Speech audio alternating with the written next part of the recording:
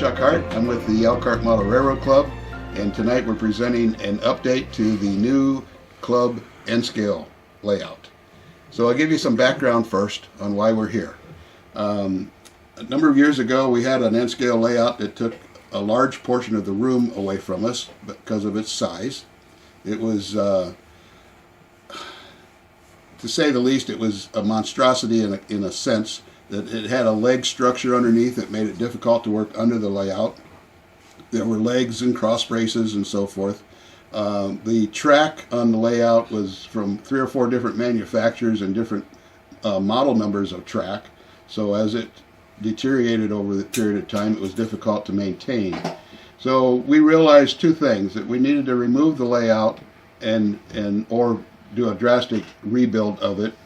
Plus, we had the membership was increasing, so we wanted to have more room in this area for members to sit down like we're doing tonight and have clinics and meetings and so forth. So we took the layout away, and that required us to do some other changes to the area. So the area you're sitting in, about where the fellow in the middle is at, Jeff Kane, was a steel post, and we needed to remove the steel post. Well, to remove the steel post, that required a new beam across the ceiling to hold up the roof. So we built a beam, installed that.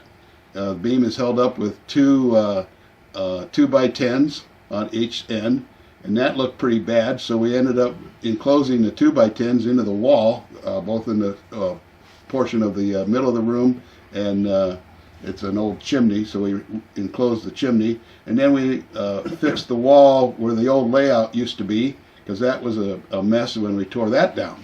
So that required a lot of change.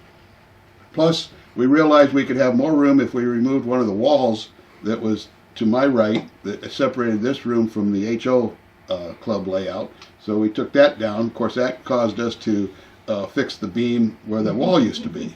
So there was a lot of changes that we realized that needed to be done just by removing a railroad out of the room. So we got all that done. So that's our background. That's for the old or the new members that we have, and anybody else that's going to watch the video in the future. So let's go ahead and get into the update of the new layout, and we take a look at that, and we see that currently we are at the point where the bench work is complete and the skyboard is complete. When we had our presentations for the new layout, we did a lot of iterations on what the design would be, how it would interface to the wall, to the floor, and so forth. We ended up deciding the new layout would be along the wall in 2 sections, and it would be L-shaped. It would have no legs coming down to the floor, so it would be easy to work underneath the layout. So that's what we ended up doing. The new layout is held against the wall with a ledger board and very heavy-duty brackets that keep it from sagging, and there's quite a few, so we can work under the layout without any difficulty at all. And by the way, if you have questions at any time during the discussion, and that's what this is. This should be a discussion. Just go ahead and ask your questions. We'll answer them as we go along. If I can't answer them, I'm sure someone else in the room can. So we got the bench work done. The next was completing the skyboard. The skyboard is a single piece of aluminum that goes from one end of the layout to the other and gives us a round corner instead of a right angle corner. The skyboard is made out of about a 35 or 36 foot piece of that aluminum, 2 feet high. And then after it was installed, we painted it sky blue, and that gave us our skyboard and our bench work complete. The next thing to do was to start wiring the layout and putting a loop of track in. So we've got a basic loop of track installed. It's all wired and operational, and that's why we're doing the update presentation tonight, so we know where we're at with the current status of the layout. After the track was installed and wired, we then started installing DCC. And we wanted to use, at least we thought we wanted to use, an extension of the DCC system that is associated with the HO layout. So we ran the lines from the HO layout into the N scale here, and after a few short quick sessions of using the N scale command station as a booster, we realized that we really needed to have a separate system for the N scale for DCC. So we installed a DCC system based on the fact that it wasn't going to work with the current equipment on the HO. We didn't want to do that because we needed another computer. We didn't have really space for the computer out here, but it was going to be more expense. Well, then we decided, or a suggestion from the membership was, instead of buying a computer, why don't we try to run the DCC system of the N scale with a Raspberry Pi. One of the members donated a Raspberry Pi circuit board to us, and I'll talk more about that as we get into the presentation. So we looked into the Raspberry Pi as a possible solution to run as a computer, and that seemed to work out pretty well. So as far as theory, so we went ahead and put that into the system, and it gave us the capability of Wi-Fi. It gave us the capability of JMRI on the Raspberry Pi, and it just kind of solved our issue of not having a separate computer to buy and install and have space for the N-scale layout. So moving on, we realized that after running the railroad for a little while, there were some turnouts towards the back that were hard to reach, because we really didn't want to spend money on tortoise machines, but we did acquire some, and so we've powered some of the turnouts in the back, and I'll talk more about that later in the presentation as well. All of those things involved got us to the point where we installed a Raspberry Pi for our command control. So we'll move into that area of the presentation. So Raspberry Pis, if you're not familiar with them, is a very small unit. You can see that on the screen. It has a number of capabilities to it, and I'll go over those a little bit. But to see what it actually looks like, this is the Raspberry Pi circuit board. It's very, very small.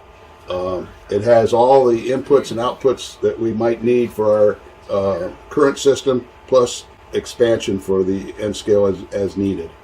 So this is a spare, and it already has all the software installed on it in case we needed to had a problem, or in case we have a problem with the current one that's already installed.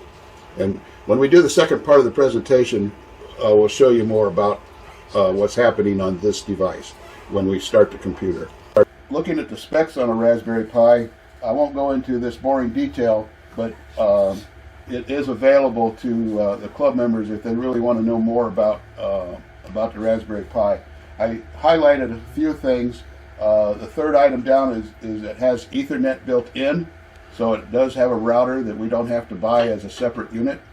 It has 4 USB Type 2 ports on it, so we can hook a monitor to it. We can hook a mouse. We can hook a keyboard. Anything else we might want to put onto that. The reason I say monitor is because I can use those USB ports to run or power a touchscreen monitor. And so we may in the future, and I'll talk more about that in the future. This is a touchscreen monitor. It works right off one of the USB ports for power, and as soon as you wire that up, it's ready to go for a touchscreen in place of this big monster over here. And we only use the monitor when we need to do programming. So later you'll see that we don't need the monitor or keyboard or mouse or any of that stuff to run this railroad. Another thing that the Raspberry Pi has is the full-size HDMI port, which does allow us to use a full-size monitor like this 23-inch guy that I have in the room here. And then the other big thing about the Raspberry Pi is the micro SD port. It has a 32. Ours has a 32 gigabyte SD card in it. and that holds all the software that we need to run the command station, or to operate the command station, JMRI, and a few other things that we're doing with the Raspberry Pi. So when we take a look at the Raspberry Pi as an access point, we have to load software on it. And I got lazy and used the Steve Todd method. Steve Todd is one of the guys that's a developer for JMRI. He came up with a bunch of software that he packaged together in an image file. You can go out on the internet and download his image file and put it on your JMR, or on your Raspberry Pi board. To do that, you'll need to pull the file into your computer, create a etcher program, move the file as an image from your computer over to the SD card. So you'll have one of these little guys, and this thing is just simply a SD to USB holder. And yes, it's hard to see, but there's a little slot at the top here. Then that's where the micro SD card goes into, and once it's put in there, you just put this right in your USB port on your computer, and then use the computer to transfer the image file over to the SD card. You pull it back out, and you put it into this little slot on the Raspberry Pi, and now you've transferred all your files from the download onto an SD card onto your Raspberry Pi card. Like I said, it provides for the following. It loads JMRI. In our case, we have version 4.24 installed currently.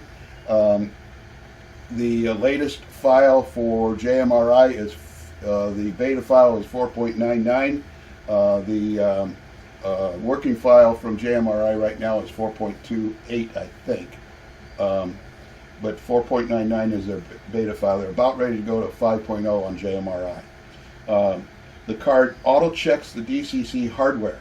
So one of the things that the software does that's installed on our Raspberry Pi is, as soon as we installed it on our system, it went out by itself and looked to find out which command station we're using. In this case, we're using a Digitrax DCS 50. It's a pretty basic unit. We had one of these available from our old N-scale layout, so we just went ahead and reused it for the new one. It's definitely sufficient for N-scale. It'll hold 20 locomotives at a time, and has enough current capability for our use. So the other thing that the software does, it automatically starts a JMRI control panel, and a web server, and a Wi-Fi throttle server. So those are the things that are very convenient for us, that once we turn the power on, that's all we need to do, is just wait a little bit for all those software applications to start running. Stephen? Those throttles that we have back there, the remote one, or the Digitrax ones? Yeah, the Digitrax ones. Will those work on here then too? Or yes, and I'm going to cover that. Okay. Yeah, we're going to cover that probably next slide. So the network name has a name just like any other network. When you bring up something on your smartphone or your tablet or whatever, if the N-scale is turned on, that network will show up and you'll be able to log in. And there is a password, and all that kind of stuff is on our instruction sheet on how to start the N-scale layout. So it'll tell you step by step of what to follow to start the layout, how to run the layout, and how to shut it down. And we'll get to that more in detail. So to get to Steve's question, we take a look at the interconnect diagram for this N-scale layout. Right? Just like the HO layout, we have a wall switch for the N-scale that turns on the accessory outlets that's underneath the benchwork. And I think there's 4 of them, 4 outlets under here. So that wall switch is in the upper right-hand corner, right there. You would turn that on. It's located physically at the end of the layout by the front door of the clubhouse. you turn that on, and that then turns on the bench outlets. And we can use that then for soldering irons, vacuum cleaner, and so forth without affecting the electrical part of the N-scale layout, just like we do on the HO. So we kind of patterned after that, that same routine.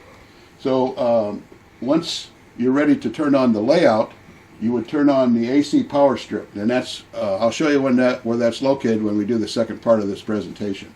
But the wall switch then turns on outlets and gives power for the AC power strip. When we turn on the AC power strip, that turns on a number of wall warts, basically. All right, and they're all a little bit different in output based on what piece of equipment they provide power for. So the 12-volt DC one, that goes to a DS54 turnout decoder, and we have 2 of those installed under the N-scale layout, and they are the devices that are giving power to our tortoise machines that operate the turnouts that are in the back of the layout that are hard to reach. And that device looks like this. So this is a DS54, and it has track power going to it, auxiliary power going to it, and then 4 outputs that are right here for our turnout motors. So this is an older device, no longer made by Digitrax, but they work great, and they're definitely sufficient for our purposes here. So this is a DS54. So moving on, we have, so there's a wall wart that feeds that. That's the auxiliary power. And it also gets power from the track, and then it has outputs to the tortoise machines. So moving on to the 15-volt supply, that's the one that feeds our command station. Again, that's a DCS50, right? And it has an input power port on the back, and that's how it gets its power. And, so it's a 15-volt AC supply. The next, well, let's do the outputs of the DCS50. The DCS50 has track power, and it has programming power. So, and also a local net that would go to the UR91, which is a radio, and that's this guy, a UR91. And this is just like the one that's on the HO layout. Again, we recovered this from the old N-scale layout. So this is our device that will give us radio control for Digitrax throttles. And we will mount this on the fascia pretty soon. But so to answer that question of Steve's, is that this is the device that will give us the radio control. Right? It also goes to UP3s, which this guy right here is a UP3 panel, and this will give you capability to use a plug-in Digitrax throttle, either to acquire or dispatch locomotives. So that's the UP3. And then we have the programming track. That's this guy, all right? So we can do programming on the N-scale layout on a separate piece of track. And it's the wires for it are in the drawer, and you just hook it up with a couple alligator clips at this end, and you can do programming on the N-scale layout. So moving over to the other AC, the other supply, the 5-volt guy, that feeds the 5 volts to the Raspberry Pi. That's where it gets its power, right? And that comes again off the AC power strip. And then we use one of the USB ports on the Raspberry Pi to feed the local buffer, which feeds the command station. So it's very, very similar to what we have on the HO layout, except instead of a big box computer and a monitor and keyboard and so forth that's sitting in the back of our clubhouse, it still goes to a similar box like this to the command station. So that's kind of the feed for those devices. What have I forgot? Okay, the Raspberry Pi can receive a over HDMI or USB, depending on the type of monitor, a HDMI signal to a monitor, like the one we have to my left, or from a USB port to the touchscreen monitor like this one for power, and again HDMI for video to the monitor. And then by using a device like a wireless USB, we can have wireless keyboard and wireless mouse. And I do have that set up here, so in the next part of the presentation I'll show you that as well. So, yes, Steve. Another quick. So that sees you got the power strip, it's AC, but then your 12 volts and your 5 volts are DC. Yeah, that's the wall warts. Okay. Yeah, there's Okay. there's currently 3 wall warts attached to the power strip. So when you turn the power strip on, all 3 of those wall warts then become hot. All right, and one of them is a 12 volt DC for the DS54s. Another one is a 15 volt AC for the command station, the DCS50, and then a 5 volt DC for the Raspberry Pi unit. Okay. So yeah, that's why we went to a power strip. Otherwise, we'd have these wall warts all over the place plugged into our accessory outlets, and we didn't want to do that. Right? Then what we'll eventually do is, just like the HO layout, we're going to install a separate power switch on the fascia that will turn that power strip on and off. So right now it's just you turn the power strip on and off with its own local switch on the strip itself. But we'll eventually put one on the fascia so that so it'll be easier, so you don't have to reach under the layout to get to the power strip where it's mounted. And we'll look at that a little bit later. Any other questions? Yeah. Yeah, Bill? Is that Raspberry Pi connecting then to the internet? Is that what I see? Yeah, oh, I'm sorry. You might come in a little late. This Raspberry Pi unit gives us all kinds of capability besides ports of USB and HDMI and so forth. This has a router on HD and a Wi-Fi associated right on the unit, and it works great. And so there is a Wi-Fi on this guy, and that's why we show the Wi-Fi signal on right.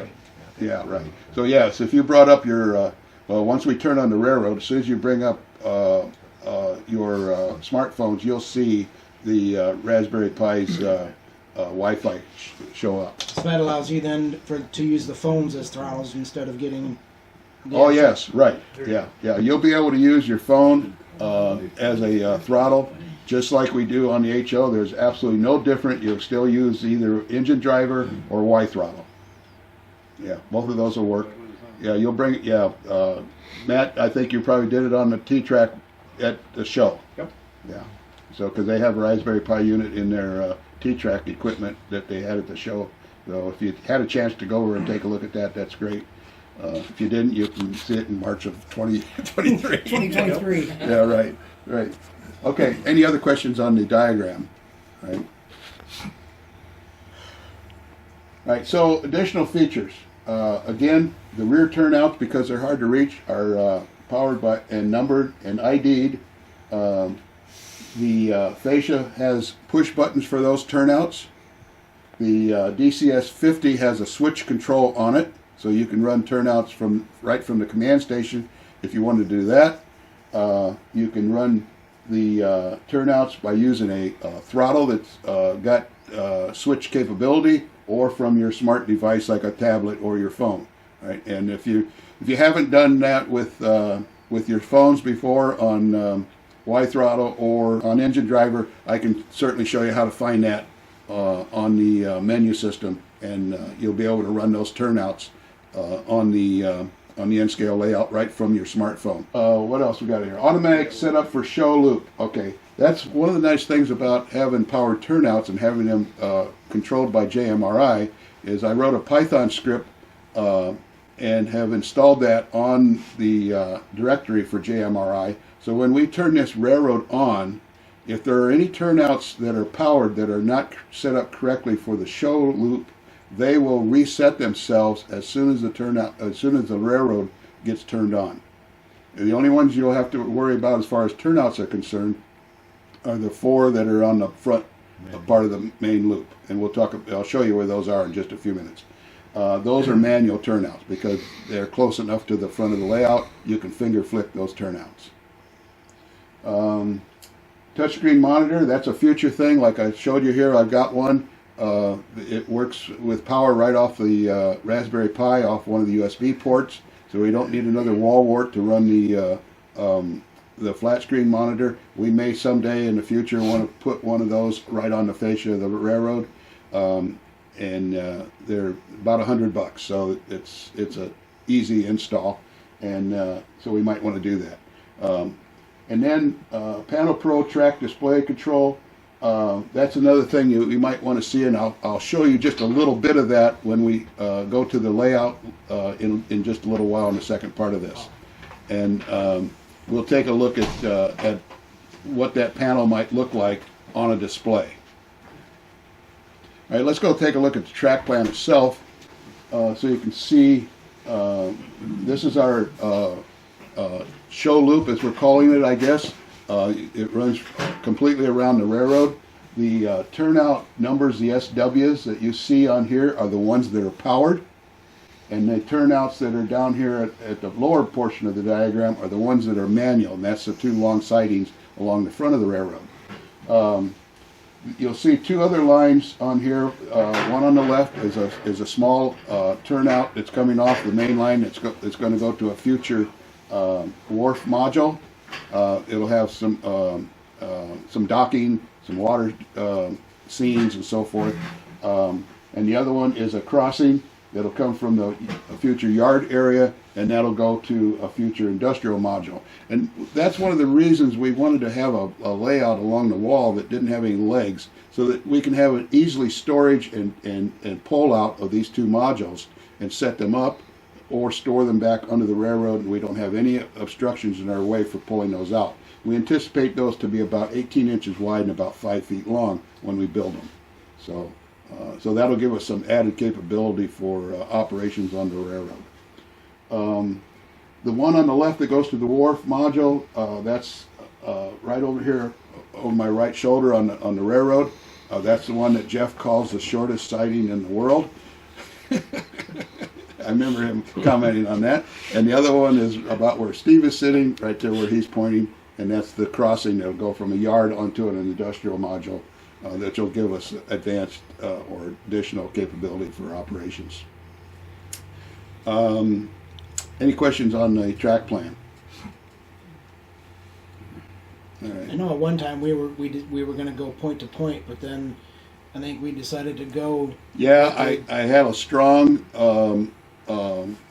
request from Ron, I think, and maybe another member or two, that we try to make it a show loop. We easily eliminated the point-to-point portion of the original track plan for this, and we were able to create this, and it's operating very well. So we're happy that we went ahead and went with that point, with that part. Jeff. May not have anything to do with the track plan, but being an HO, I don't know anything about the radii and so forth, and like, what are the radii on our curves? Oh, that's a good question. And what's minimum Yeah, for right. certain types of cars and engines? Yeah, we are in good shape. The minimum for most N-scale 6-axle or C-truck locomotives is 9 inches. And we're 2.5 inches above that on our railroad, on the small end, which is over to the right-hand side, and we're about 4 inches above that on the larger side of the railroad. The railroad's two different depths. This was about 28, and that's about 30. So anyway, we're well within the range of probably anything we'll run on this railroad. But that's a good question. Anything else? One last thing. What number are the turnouts? Are they different on the main line than they are in these yards?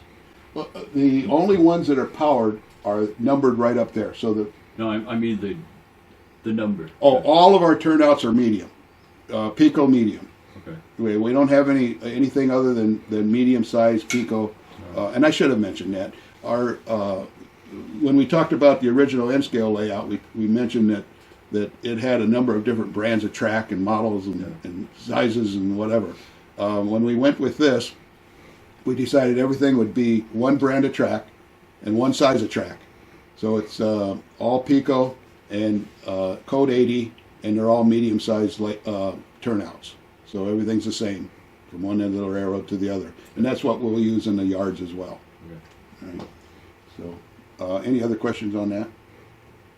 All right, let's take a look at one of the turnout controls and see what that looks like.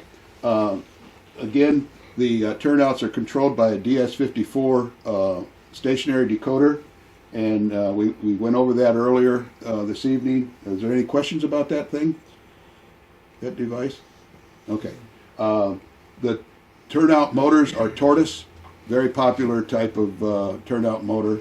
We had a capability to buy some from one of the clubs a while back, so we went ahead and bought some used ones. We are using the used ones. They're working great.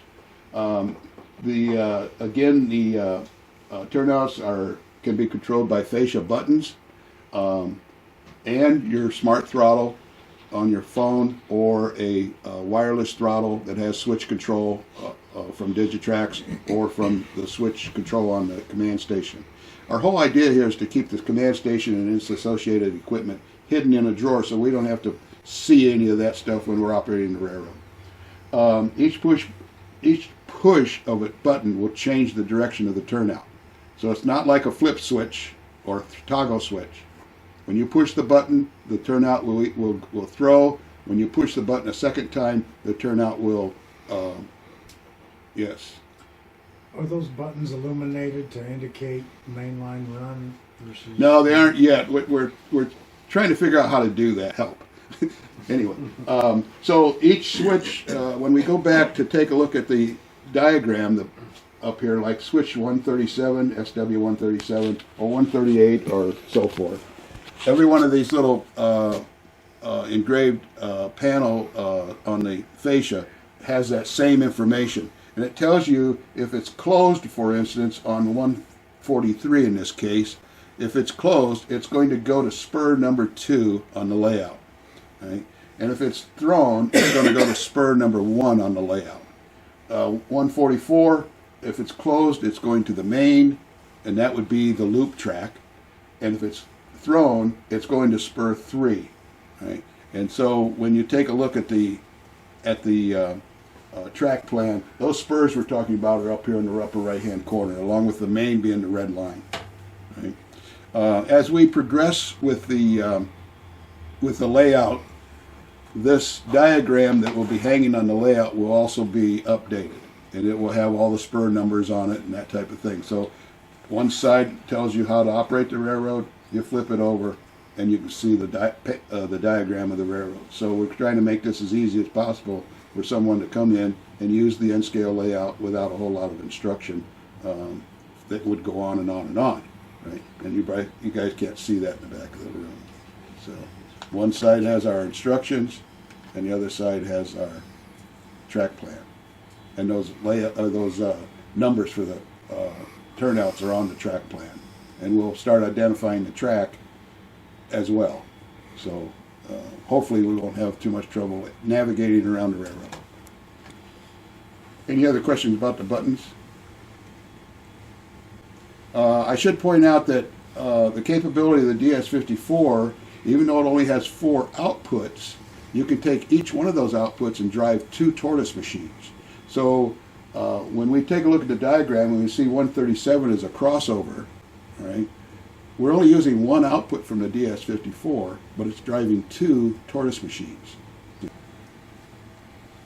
All right, let's go into the operation.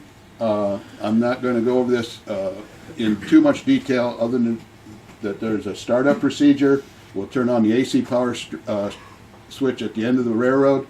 When you're ready to turn on the N-scale itself, you turn on the power strip, or the power to the power strip, the AC strip. That in turn turns on all 3 of those wall warts, and then they start turning on things like command station, the DS54 auxiliary power, and the power for the Raspberry Pi. Those things will all power up.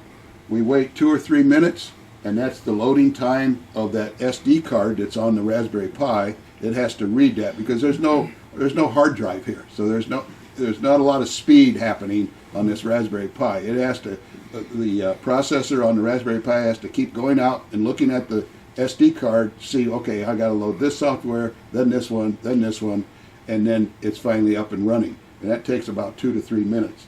And during that time, it's turning on its ports, it's turning on JMRI, even after JMRI is turned on or loaded, then JMRI has to go through its routines of doing its startup and creating the Y server, web server, all those kind of things, and then finally it'll run the script that we have on here that will cause all the turnout to go to the all the powered turnouts to go to the loop.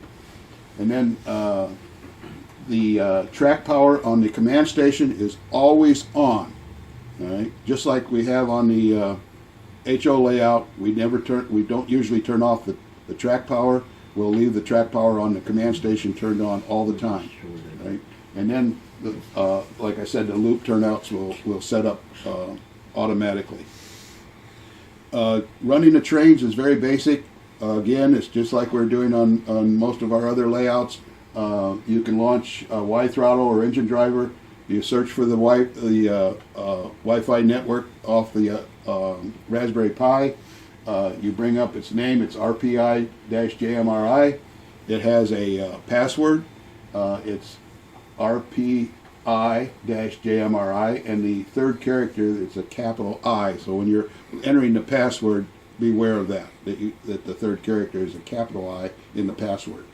You can use Digitrax throttles just as normal. Once we have the UR91 installed, that's our radio for Digitrax, and the UP3s, which are the auxiliary panels for Digitrax. You'll be just like I know I'm comparing this to the HO a lot, but that's what you guys are used to. The UP3 panels, just like the ones for the HO, will have those installed on the N scale as well. So the turnout numbers are 137 through 144. They're tortoise driven, and you can use those turnouts with the push buttons that are on the fascia, your smart devices, phones, tablets, or with switch controlled throttles. When I say switch controlled throttles, the Digitrax 400 series or 500 or 600 that they have now have a switch device button on them, so you can control switches.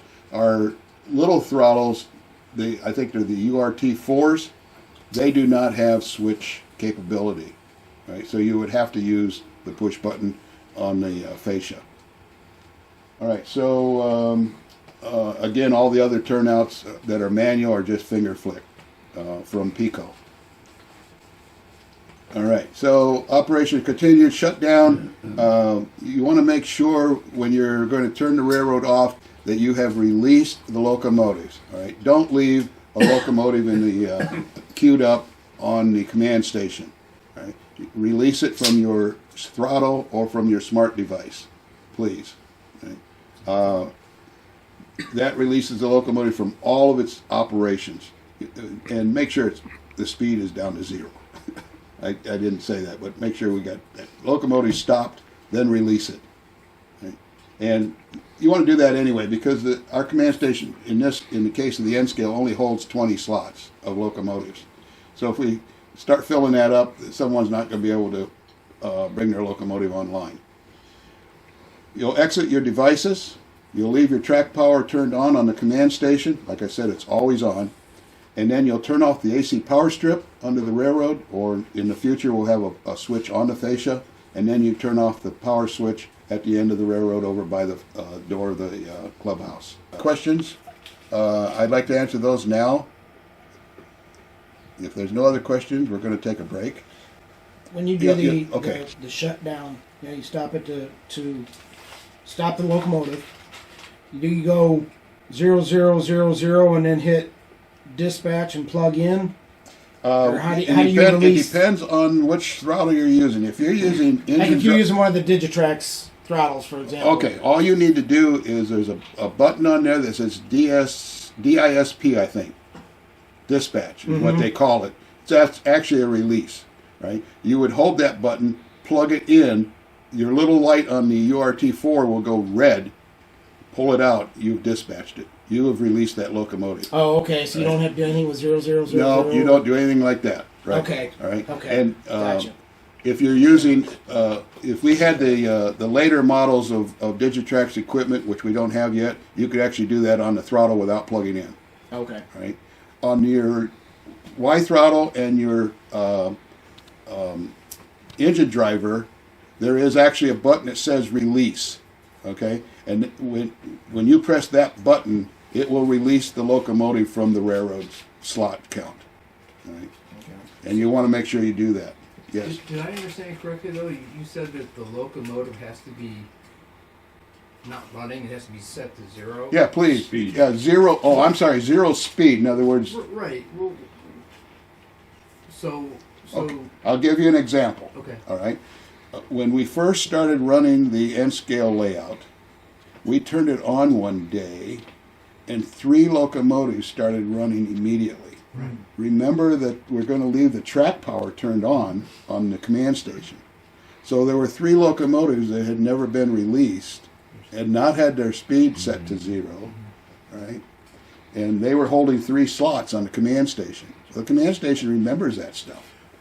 So these are locomotives that are literally on the track. It's not if. Oh yeah, they were. Yeah. It's not if somebody takes their locomotive. Well, even off if no, if you take your locomotive off, that locomotive, if you did not release it or dispatch it, it is still holding a slot in the command station. So if you come in later and you put that locomotive back on the track, whatever setting that locomotive had, it's going to take off or sit there and be on with the lights on or lights off. So you're saying that there's a way to reset to 0 for people that have maybe walked away. Well, from that's the your layout. throttle speed control.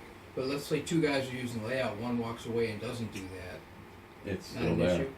It's still Yeah, we can reset the slots on the command station, but it's an option switch that someone would have to come in, go to the option on the command station, reset it to 0, and we've had to do that numerous times on the HO. Okay. All right. Gotcha. And that was with the DT400. Yeah, you have You to had plug to the reset it. DT400 into the command station on the HO. Okay. You go to an option switch, and then you can reset the slots back to open. I got you. All right. And on the HO, by the way, I think we have 120 slots. On the command station for the HO, we only have 20 slots. For the end, you mean? Yeah. I'm sorry, for the end. So Excuse me. there's a big difference there. Right, yeah, there's a huge difference. So we want to make sure we've released the locomotives and we're not occupying slots in the command station. But yeah, those are good questions. You want to set your speed to 0, release the locomotive when you're done, and that way someone else can use that slot. All right. So, all right, any other questions before we take a break? I thank you very much.